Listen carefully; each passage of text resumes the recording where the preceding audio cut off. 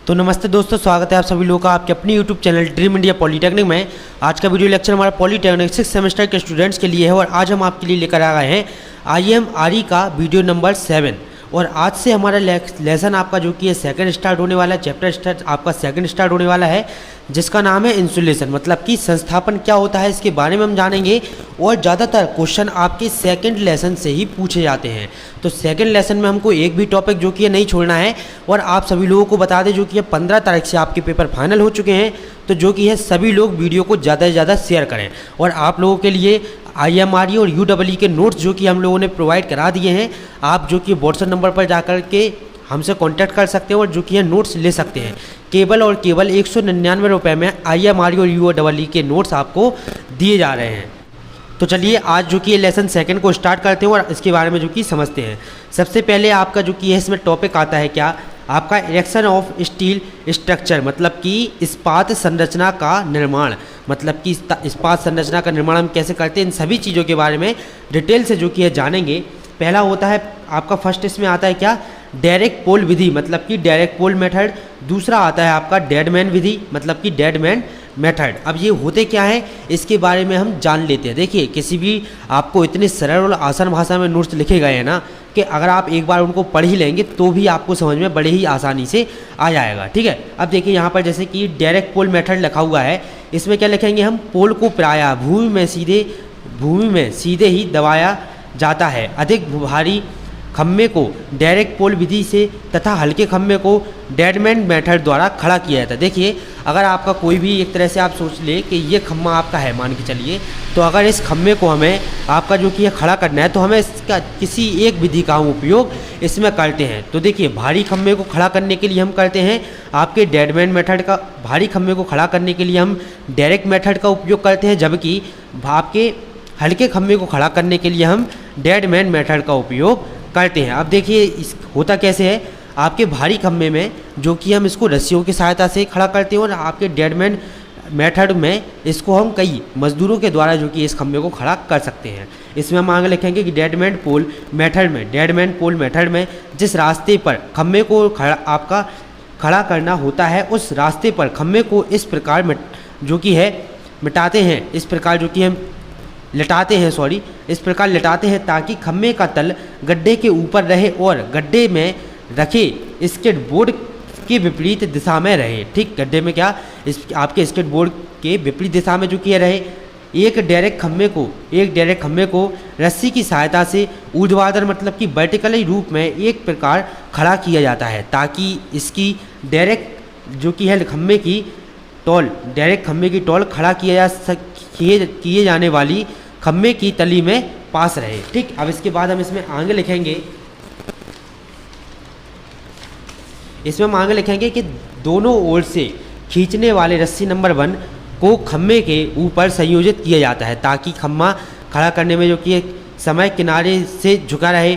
आपका जो आप खम्भे को खड़ा करेंगे तो किस तरह से करेंगे, मान के चलिए ये हमारा खम्भा है, इसमें हम रस्सियाँ बांध देंगे और फिर उन रस्सियों को खींच करके आपके खम्भे को खड़ा किया जाता है डायरेक्ट विधि में। ठीक, एक दूसरी रस्सी नंबर 2 को खम्भे के ऊपरी भाग पर कस दिया जाता है तथा यह डायरेक्ट खम्भे पर लगी जो कि है धरनी से जुड़ा हुआ होता है। आपके जो खम्भे के ऊपर एक हम चक्का लगा देते हैं, जिससे क्या होता है, आपकी रस्सी को खींचने में आसानी होती है। रस्सी नंबर 3 को खम्भे के ऊपर बांध दिया जाता है। जब रस्सी नंबर 3 को खींचा जाता है तो खम्भे को सीधा खड़ा करने के लिए रस्सी नंबर 2 को खींचा जाता है तथा खम्भा स्केट बोर्ड से गड्ढे में नीचे सरक जाता है और फिर गड्ढे को भर दिया जाता है। अब आप इसका जो कि है डायग्राम एक बार देख ले तो सारी चीज़ें आपको जो कि क्लियर होने वाली हैं। इस तरह से जो कि हम खम्भे को खड़ा करते हैं, हम यहाँ पर जो कि है एक लकड़ी लगा देते हैं। ठीक, और इस तरह से खम्भे को लिटा देते हैं। इसके बाद जब इन रस्सियों को बांधने के बाद इन रस्सियों को खींचा जाता है तो आपका खम्भा इस गड्ढे में आकर जो कि अंदर चला जाता है और आपका खम्भा ऊर्ध्वाधर सीधा वर्टिकली खड़ा हो जाता है। अब इसके बाद दूसरी विधि के बारे में हम जानेंगे। आज का वीडियो लेक्चर बड़ा ही मोस्ट इंपॉर्टेंट वीडियो लेक्चर है, तो उसको लास्ट तक जो कि आप लोग ज़रूर से देखिएगा। दूसरा हमारा डेडमैन विधि। इस मेथड में खम्भे को लाइन पथ के पास लेटा दिया जाता है। अब स्केट बोर्ड को गड्ढे के पीछे ऊर्ध्वाधर में रखा जाता है, तब खम्भे को हाथों से उठाते हैं। जब जिस ओर खम्भे को आपके उठाते हैं उसके विपरीत दिशा में खम्भे को डेडमैन द्वारा सपोर्ट देते हैं। आपके देखिए आपके आपके रस्सियों को खम्भे की लंबाई के आधे से थोड़ा अधिक पर जो कि है लगे कुंदे से जो कि है बांधकर तथा टैंक से आगे की ओर सरकाते हुए 3 मीटर की ऊंचाई तक उठाने पर एक 3 मीटर की सीढ़ी को लगाया जाता है। पुनः डेडमैन जो कि है डेडमैन टैंक को आगे बढ़ाते हैं और दूसरी जो सीढ़ी 4 मीटर ऊंची है फिर लगभग 5 मीटर ऊंची सीढ़ी लगाते हैं। ठीक इसी तरह से जो कि हम अपने खम्भे को सीधा करते चले जाते हैं और सीढ़ियों को लगाते चले जाते हैं तथा प्रत्येक सीढ़ी के साथ क्रम से खम्भे उठाते हैं जब तक कि खम्भा भूमि से 70 डिग्री की कोण तक ना आ जाए। फिर उसे पीछे तथा साइड से रस्सियों को जो कि है ढीला कर देते हैं। अब खम्भे को घेरो मतलब कि रस्सी की सहायता से लंबे रूप में खड़ा कर देते हैं तथा इस खम्भे के कुंदे पहले से खड़े किए गए खम्भे की लाइन पथ की सीधी जो कि है सीधे से कस दिया जाता है। ठीक अब हम क्या करते हैं, हमने जो देखा होगा आपके इसके जो पहले मेथड था जिसका नाम था आपका डायरेक्ट मेथड, इसमें हम रस्सियों की सहायता से जो कि है उसको खींच रहे थे और इसमें हम सीढ़ियों की सहायता से आपके खम्भे को खड़ा कर रहे हैं। अब इसमें हम आगे लिखेंगे इसी विधि में कि अब गड्ढे को मिट्टी से भर दिया जाता है तथा अच्छी तरह से कुटाई कर दी जाती है, समतल तथा स्ट्रॉन्ग बना दिया जाता है। खम्भे के अतिरिक्त सपोर्ट देने के लिए विशेष रोक जिन्हें जो कि आपके ब्लॉक कहते हैं वह लगा दिए जाते हैं। अब अगला हमारा आता है मेथड ऑफ आपके इरेक्शन ऑफ स्टील टावर। ठीक अब इरेक्शन का मतलब क्या होता है, खड़ा करना। इरेक्शन का मतलब क्या होता है, खड़ा करना। अब हम स्टील टावर को किस विधि के द्वारा खड़ा करते हैं, हम कह सकते हैं स्टील टावर को खड़ा करने की विधि कौन कौन सी है, इसके बारे में हम जानेंगे। देखिए आपको जो कि है थ्योरी UEE और IMRE में है, इसलिए आप लोगों को नोट्स लेना इम्पोर्टेंट हो जाता है ताकि आप लोग इस थ्योरी को याद कर सकें, बार बार पढ़ सकें। पहला आता है देखिए बिल्ड अप मेथड, दूसरा आता है सेक्शन मेथड, तीसरा आता है ग्राउंड मेथड और चौथा आता है हेलीकॉप्टर मेथड। अब इन सभी जो कि है मेथड के बारे में हम पढ़ेंगे। आपका जो बिल्ड अप मेथड होता है मतलब कि टुकड़ा करने की विधि। ठीक टुकड़ा करने की विधि इसमें क्या करते हैं हम, इस मेथड का यूज भारत में 66 kV, 132 kV, 220 kV तथा 400 kV तक की ट्रांसमिशन लाइन टावर के निर्माण के लिए किया जाता है। इस विधि में निम्नलिखित लाभ होते हैं। पहला लाभ होता है कि टावर मटेरियल को साइट पर आसानी से परिवहन किया जा सकता है। दूसरा है कि इसके लिए किसी भारी मशीनरी जैसे कि क्रेन आदि की ज़रूरत या आवश्यकता नहीं होती है। तीसरा है क्या, लेबर सस्ती तथा आसानी से अवेलेबल हो जाती है। चौथा है इस मेथड से टावर के अलग अलग भागों को जोड़कर टावर का निर्माण किया जाता है। पांचवा है क्या, लाइट डायरेक्ट पोल के द्वारा अलग अलग भागों को उठाया जाता है। इसके बाद दूसरा मेथड हमारा आता है क्या, सेक्शन मेथड। सेक्शन मेथड में हम क्या करते हैं, इस मेथड में पोल के विभिन्न भागों को ज़मीन पर जोड़कर एक असेंबली बनाया जाता है। मतलब कि इसमें जो कि कई सारे भाग आपके टावर्स के होते हैं, इन सभी टावर को हम एक साथ असेंबल करते हैं, मतलब कि एक साथ जोड़ते हैं तथा इसके बाद असेंबली को जो कि है डायरेक्ट पोल के द्वारा इंस्टॉल किया जाता है। तीसरा है क्या, ground assembly method. Ground assembly method क्या होता है, इस मेथड में टावर को ज़मीन पर इकट्ठा किया जाता है तथा इसे पूरी तरह असेंबल करके खड़ा किया जाता है। ठीक इसमें हम क्या करते हैं, पहले तो टावर को जो कि ज़मीन में तैयार कर लेते हैं, असेंबल कर लेते हैं, इसके बाद इस टावर को खड़ा कर देते हैं। पूरे टावर को ग्राउंड पर हॉरिजॉन्टल दिशा में जोड़ा जाता है। टावर को लाइन की दिशा में जोड़कर क्रॉस आर्म को जोड़ा जाता है। टावर को जोड़ने से पहले जो कि है टावर को जोड़ने से पहले ढलान वाली ज़मीन पर नीचे के हिस्से को रखा जाता है। जहाँ पर आपकी ढलान हो, जहाँ पर ज़मीन नीचे हो, वहाँ पर हम नीचे के हिस्से को रखते हैं। इस विधि का यूज बड़े तथा अधिक भारी टावर के लिए नहीं किया जा सकता है, क्योंकि टावर की नींव कृषि योग्य होती है। इसकी जो टावर की नींव होती है वो कैसी होती है, आपकी कृषि योग्य होती है। अब चौथी हमारी आती है लास्ट हेलीकॉप्टर मेथड। तो देखिए जानते हैं हेलीकॉप्टर मेथड क्या होता है, अब इसके बारे में हम जानेंगे। तो देखिए हम जानेंगे हेलीकॉप्टर मेथड क्या होता है। इस विधि में टावर को अलग अलग हिस्से में बनाया जाता है तथा हेलीकॉप्टर की सहायता से टावर को अलग अलग हिस्सों को उठाकर एक दूसरे के ऊपर फिट किया जाता है। देखिए, इसमें टावर के हिस्से को जोड़ने के लिए हम किसका यूज कर रहे हैं, हेलीकॉप्टर का, इसलिए इस विधि का नाम हमने रख दिया क्या, हेलीकॉप्टर मेथड। ठीक, जब तक कि पूरे टावर खड़ा ना हो जाए, कभी कभी इस विधि में अलग अलग हिस्से को जोड़कर पूरे टावर बनाया जाता है तथा हेलीकॉप्टर की सहायता से पूरे टावर को उठाकर टावर की नींव पर रखकर टावर को खड़ा कर दिया जाता है। कई बार क्या करते हैं, हम नीचे ही ज़मीन पर इसको पूरे हिस्से को तैयार कर लेते हैं और इसके बाद इस हेलीकॉप्टर की सहायता से इस टावर को उठा करके हम जो कि गड्ढे में रख देते हैं और टावर को खड़ा कर देते हैं। तो देखिए, हम बात करते हैं जंपर के बारे में। जंपर क्या होता है, देखिए, ट्रांसमिशन लाइन में 1 किलोमीटर की दूरी पर एक टर्मिनल पोल लगाया जाता है, यह लगाया जाता है ताकि सैग ना आए। हमने आपको सैग जो कि है 4th सेमेस्टर में ही समझा दिया था कि आपका सैग हम किसको कहते हैं। देखिए, सीधा सा समझें कि अगर कोई भी आपकी ट्रांसमिशन लाइन है, अगर इसमें बीच में जो कि है एक ढीलापन आ गया है, इसी को हम कहते हैं क्या, सैग। मतलब कि आपकी लाइन जब एक एंगल पर आकर इस तरह से झुक जाती है तो इसी को हम कहते हैं क्या, सैग। ठीक, सैग बने, ठीक, ताकि आपका सैग बने। इसके आगे हम इसमें लिखेंगे कि इस छोटे लंबाई के कंडक्टर वायर के द्वारा टर्मिनल पोल के आपके इंडक्टर वायर को आपस में जोड़ा जाता है, जिसे जंपर कहते हैं।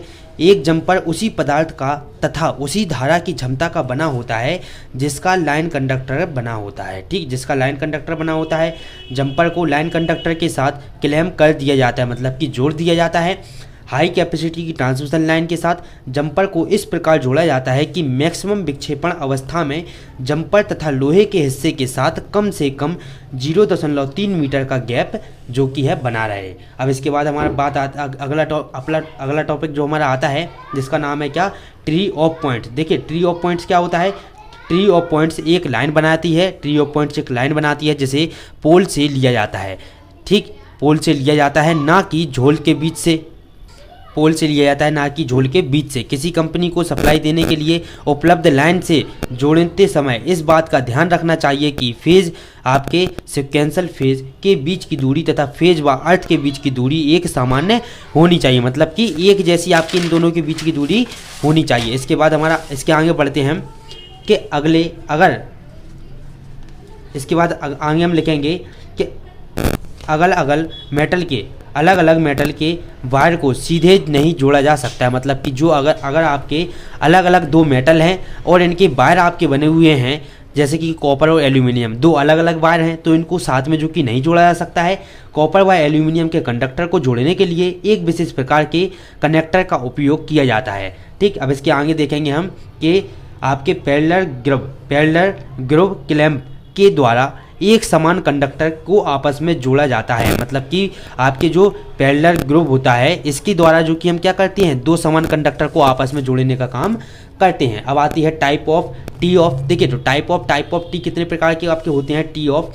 तो देखिए, single pole T off, H pole T off, A pole T off.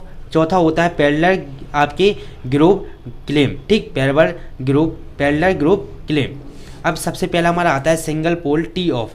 एक सिंगल क्रॉस आर्म को दो आपके लोअर कनेक्टर लेने के लिए फिट किया जाता है और तीसरे कंडक्टर एक बोल्ट से लिया जाता है और अर्थ वायर को लेने के लिए दूसरे बोल्ट की आवश्यकता ज़रूरत होती है। इसके बाद दूसरा हमारा आता है एच पोल टी ऑफ। यदि टी ऑफ लाइन मुख्य समतल से समकोण पर हो, यदि टी ऑफ लाइन मुख्य समतल से समकोण पर हो तो T of cross arm branch की लाइन से दूर पोल पर जो कि उपयुक्त ब्रेसिंग एंगल के साथ फिट की जाती है। ठीक, फिट किए जाते हैं ताकि एच पोल के दोनों लेगों के एक समान जोड़ा जा सके। मतलब कि जो आपके एच पोल के दोनों लेग हैं, इनको हम जो कि है एक साथ जोड़ सकें। अब इसके बाद तीसरा हमारा आता है ए पोल टी ऑफ। जहां ए पोल सामान्य ऊंचाई का है, क्रॉस आर्म को केवल एक लंब पर जो कि है फिट किया जाना चाहिए और आपके केंद्रीय फेज के लिए एक बोल्ट को पोल से जो कि है जोड़ने या मोड़ने के लिए बनाया जाता है। बहुत उच्च ए पोल पर क्रॉस आर्म को सपोर्ट के लेगों के बीच फिट किया जा सकता है। ठीक, चौथा हमारा आता है क्या, पैरेलल ग्रुव क्लैंप। यह क्लैंप के द्वारा एक समान कंडक्टर को आपस में जोड़ा जाता है। सबसे सरल आसान भाषा में समझ सकते हैं आप कि पैरेलल ग्रुव क्लैंप होता है, इसको हम जो कि है एक समान कंडक्टर को आपस में जोड़ देते हैं। अब इसके बाद देखिए आगे हमारा आता है क्या, कंडक्टर ज्वाइंट। कंडक्टर ज्वाइंट क्या होता है, जब कंडक्टर मतलब कि चालक की उपस्थिति आपकी लंबाई को बढ़ाना आवश्यक हो, तो मतलब कि जब आपकी चालक की लंबाई को बढ़ाना हमें आवश्यक होता है, ज़रूरी होता है, तो कंडक्टर की ज्वाइंटिंग आवश्यक होती है। मतलब कि आपके कंडक्टर को जोड़ना बहुत ही ज़रूरी होता है। कंडक्टर के बीच ज्वाइंट को आज मैकेनिकल जंक्शन की सहायता से लगाया जाता है। अब इसके बाद हम आगे लिखेंगे इसमें कि ओवरहेड लाइन बिछाते समय या तूफान, बर्फ, कोहरा आदि के कारण स्पैन्स के बीच कंडक्टर टूट जाता है या लाइन निर्माण के समय कंडक्टर में मोड़ लगाने की आवश्यकता जो की पड़ती है, ज़रूरत हमको पड़ती है, जोड़ लगाने की, सॉरी, ठीक। तो कंडक्टर के बीच क्या लगाने की, जोड़ लगाने की आवश्यकता जो कि हमको पड़ती है, जोड़ लगाने की आवश्यकता पड़ती है। तार टूटने पर मरम्मत के समय लाइन पर जोड़ लगाना अनिवार्य होता है। इस जोड़ को यांत्रिक गुणों की और विशेष ध्यान दिया जाता है। अब इसके बाद हम आगे देखते हैं different joint of line conductor. तो देखिए इतने तरह के आपके वो जो कि ये ज्वाइंट होते हैं। पहला होता है नोजल टाइप ज्वाइंट, दूसरा होता है कोण टाइप ज्वाइंट, तीसरा होता है कंप्रेशन संपीड़न टाइप ज्वाइंट, चौथा होता है एमसी टाइप, पांचवा होता है मेटल टाइप, छठवां होता है स्टील क्लोडिंग ताम्र चालक टाइप, ठीक। सातवां होता है आपका तनाव रहित जोड़, ठीक, नो टेंशन ज्वाइंट। पहला हम पढ़ेंगे नोजल टाइप ज्वाइंट क्या होता है, सॉलिड मतलब कि ठोस और आपके लड़ीदार चालकों पर जो कि है कोन टाइप जोड़ लगाया जाता है या बनाए जाते हैं। कुछ अदर इंजीनियर जो कि है ब्रिटानियल जोड़ ठोस चालक के लिए, नोजल टाइप ज्वाइंट आपके लड़ीदार चालकों के लिए जो कि उचित होते हैं। दोनों ही प्रकार के ज्वाइंट को बनाने के लिए किसी औजार की आवश्यकता हमको या ज़रूरत हमको नहीं पड़ती है। दूसरा आता है कोन टाइप ज्वाइंट। देखिए एससीए चालक पर कोन टाइप ज्वाइंट, एससीए चालक पर कोन टाइप ज्वाइंट जनरली प्रयोग किया जाता है और इससे बहुत से डिजाइनों को बनाया जाता है। ज्वाइंट बनाने के लिए इसे भरना भी एक महत्वपूर्ण कार्य होता है, जिसके लिए जो कि है ग्रेफाइट ग्रीस, आपके वैसलीन, बीबी ग्रीस तथा आपके मेनोलिन प्रयोग किया जाता है। लकड़ी आदि भी जोड़ों पर भरने के लिए जो कि प्रयोग की जा सकती है। तीसरा हमारा आता है कंप्रेशन मतलब कि संपीड़न टाइप ज्वाइंट। एससीए चालक के लिए बहुत अच्छा कार्य करता है। इस जोड़ को बनाते समय स्टील और एल्यूमिनियम के चालकों को अलग अलग पकड़कर जोड़ दिया जाता है, जोड़ा जाता है और इस जोड़ को भरने के लिए आवश्यकता नहीं होती है, मतलब कि इस जोड़ को भरने की हमें ज़रूरत नहीं होती है। चौथा हमारा आता है एमसी टाइप ज्वाइंट। यह कॉपर और एल्यूमिनियम दोनों प्रकार के चालकों पर यूज किया जाता है, मतलब कि कॉपर पर भी और एल्यूमिनियम दोनों प्रकार के तारों पर इसका यूज हम कर सकते हैं। चालकों को एक अंडाकार धातु की संपीड़न में बैठाया जाता है और फिर चालकों को 5 या 6 पूर्ण जो कि है ट्विस्ट दिया जाता है, मतलब कि उसके ऊपर से लपेटा जाता है। इस प्रकार के जोड़ के मैकेनिकल और वैद्युत दोनों ही गुण अच्छे होते हैं। इसके बाद पांचवा हमारा आता है मेटल टाइप ज्वाइंट। तो एल्यूमिनियम मिश्रण धातु चालकों के लिए जोड़ बनाने में कोई विशेष कठिनाई नहीं आती। इसमें भी कोन टाइप ज्वाइंट लगाए जाते हैं। अब इसके बाद देखिए इसी में हम आगे लिखेंगे कि चालक पर जोड़ बनाते समय इस बात का विशेष ध्यान रखना चाहिए कि चालक जो कि है प्लायर आदि की खरोंच से कट ना जाए, मतलब कि आपके चालक जो कि कहीं से टूट ना जाए, कट ना जाए। इसके बाद आपका छठवां आता है स्टील क्लोडिंग ताम्र चालक, स्टील कॉयल कॉपर, एससीएस मतलब एससीसी का फुल फॉर्म क्या होगा, steel coil copper. Steel coil copper पर कोन टाइप ज्वाइंट ही प्रयोग किया जाता है। ज्वाइंट की आंतरिक सतह पर जंग लग सकती है। इससे बचाने के लिए जोड़ को भरना अत्यंत आवश्यक होता है, बहुत ही ज़रूरी होता है। संपीड़न जोड़ बनाकर जंग लगने की क्रिया को रोका जा सकता है। नो टेंशन ज्वाइंट मतलब कि तनाव रहित जोड़। इसके बारे में हम पढ़ेंगे कि तनाव रहित जोड़ प्राप्त करने के लिए सभी प्रकार के चालकों पर सामान्य खांचे वाले क्लैम का प्रयोग किया जाता है। यह क्लैम ठोस और आपके लड़ीदार दोनों ही प्रकार के कंडक्टर पर प्रयोग की जा सकती है, ठीक। ब्रॉन्ज प्लेयर खांचा आपके टाइप क्लैंप एल्यूमिनियम ब्रॉन्ज आपके बोल्ट के साथ प्रयोग किया जाता है, ठीक, प्रयोग किया जाता है। इसके बाद हम आगे देखेंगे इंपॉर्टेंट क्रॉसिंग मतलब कि ज़रूरत क्रॉसिंग कौन कौन सी होती है। ओवरहेड लाइन को अपने मार्ग से निम्न स्थितियों में से अधिक को क्रॉस करना होता है। मतलब कि जब हमारी ओवरहेड लाइन आती है तो कई सारी चीज़ें जो कि उसको क्रॉस करनी पड़ती है, इंपॉर्टेंट क्रॉसिंग। तो किस तरह से वो क्रॉस करेगी, कहाँ पर क्रॉस करेगी और किन किन चीज़ों को क्रॉस करेगी, इनके बारे में जो कि हम जानेंगे। जल्दी सभी लोग वीडियो को शेयर कर दें, सभी अपने दोस्तों के साथ लाइक कर दें और अगर अभी तक चैनल को सब्सक्राइब नहीं किया तो क्या कर रहे हैं आप लोग, जल्दी ही चैनल को सब्सक्राइब करें और वीडियो को जल्दी ही शेयर कर दें। IMRE UEE इन दोनों की PDF, इन दोनों के नोट्स आ चुके हैं। जल्दी से जाकर इन नोट्स को लें और अपनी पढ़ाई को बेहतरीन तरीके से शुरू करें और अच्छे नंबर लाएं अपनी परीक्षा में। पहला आता है क्या, रिवर्स क्रॉसिंग क्या होता है, दूसरा आता है रेलवे क्रॉसिंग, इन सभी के बारे में डिटेल से पढ़ेंगे, ठीक। तीसरा आता है आपके रोड क्रॉसिंग, चौथा आता है आपका टेलीफोन लाइन, पांचवा आता है अदर इलेक्ट्रिक आपके ओवरहेड लाइन और छठवां आता है आपके बिल्डिंग्स, ठीक। मतलब इन सभी चीज़ों को आपकी ओवरहेड लाइन किस तरह से क्रॉस करती है इसके बारे में हम जानेंगे। पहला पढ़ते हैं रिवर्स क्रॉसिंग क्या होता है। रिवर्स क्रॉसिंग छोटी नदियों व नालों को तो लाइन के सामान्य आपके सपोर्टर पर ही पार किया जा सकता है, परंतु ऐसी नदियाँ जब ऐसी स्थिति में जब नदी की चौड़ाई 12.4 सेंटीमीटर लंबे आपके दोहरे पोल क्लियरेंस आपके कंस्ट्रक्शन द्वारा या पोल या टावर लगाकर नदी को पार किया जाता है, तो इस स्थिति में जल स्तर व चालक तार के बीच 11 kV लाइन के लिए 4.5 मीटर से कम स्थिति आपकी मतलब कि क्लियरेंस नहीं होना चाहिए।